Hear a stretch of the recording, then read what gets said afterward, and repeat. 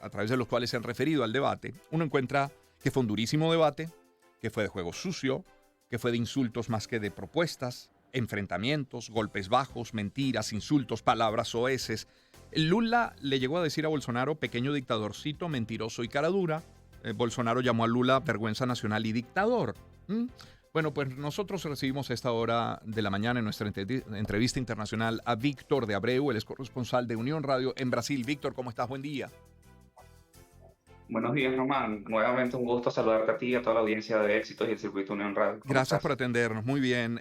Víctor, imagino que después del debate en Brasil de hace 2 días, los ciudadanos puede que se estén preguntando, a ver, ¿son estas las opciones que yo como ciudadano merezco? Me imagino que se estarán preguntando, bueno, hoy cuál es el menos malo, con cuál corro menor riesgo. ¿Qué dejó en la gente ese debate?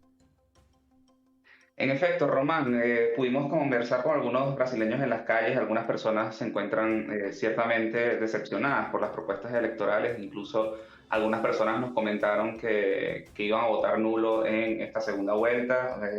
Recordemos que hace 2 semanas tuvimos la abstención más alta desde el año 1998 con un 20.75% en las elecciones en Brasil, y en efecto fue un debate bastante acalorado. Lula había tenido una postura mucho más comedida en los últimos debates del primer turno, e incluso se abstuvo de participar en uno de los debates, tratando de mantener su base electoral.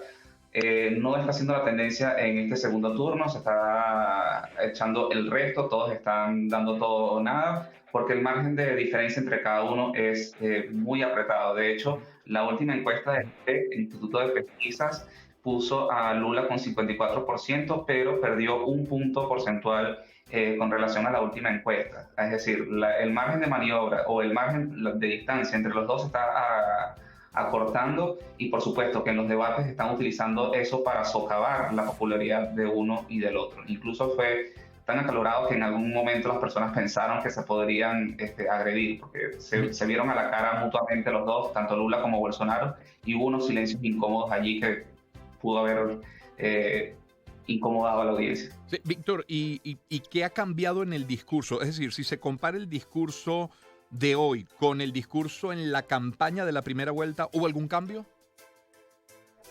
Para nada. De hecho, Bolsonaro, tanto Lula como Bolsonaro han tratado de agarrar el talón de Aquiles de cada uno de sus adversarios. Recordemos que quizás la mayor debilidad de Lula es el caso de Lavallato, como ya lo hemos mencionado en varios pasos anteriores. Bolsonaro se apoyó mucho de eso. Incluso le hizo mención al caso de que aún no ha anunciado quién va a ser su ministro de Economía. Dijo que no tenía un plan económico, que es algo de lo que inquieta mucho a los mercados y a los inversionistas.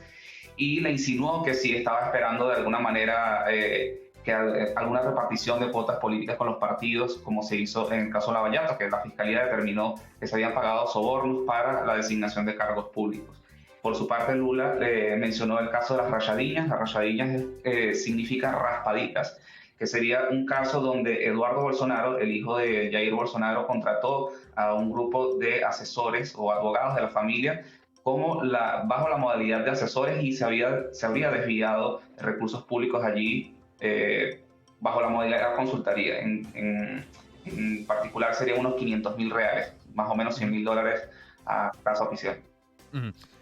A ver, Víctor, aunque pierde un punto porcentual Lula, está todavía con 54%, por lo que sigue siendo el claro candidato a ganar la elección. Ahora, en términos de alianzas, ¿puede hacer alguna otra cosa Jair Bolsonaro para inclinar la balanza hacia su lado en la elección? ¿O sigue siendo una elección impredecible? ¿Se puede dar por sentado que ganó Lula? ¿Cómo se ve?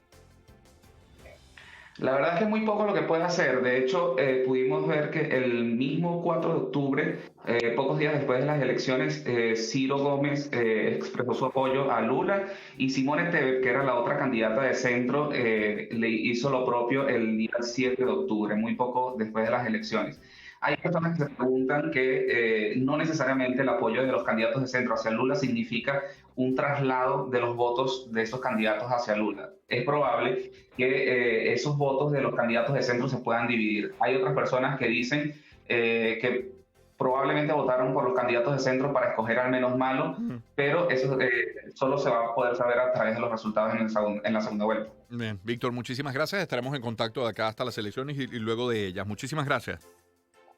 Gracias a ti, Román. Un saludo a toda la audiencia. Feliz día, Víctor de Abreu es corresponsal de Unión Radio en Brasil. Y sí, son ellos. La segunda vuelta es entre ellos. Quiere decir que en los próximos años Brasil va a tener a uno de estos dos candidatos como presidente, la permanencia de Jair Bolsonaro o la vuelta de Luis Ignacio Lula da Silva. Por cierto, el expresidente Lula da Silva volvió a reunirse con religiosos, reforzó su apuesta en los votantes católicos para contrarrestar al presidente Jair Bolsonaro, quien se alza como adalid de los valores cristianos, y este es un titular de Deutsche Welle. A ver, El Salvador registra la salida de 10 periodistas en 2022, lo tiene la agencia France Press. La asociación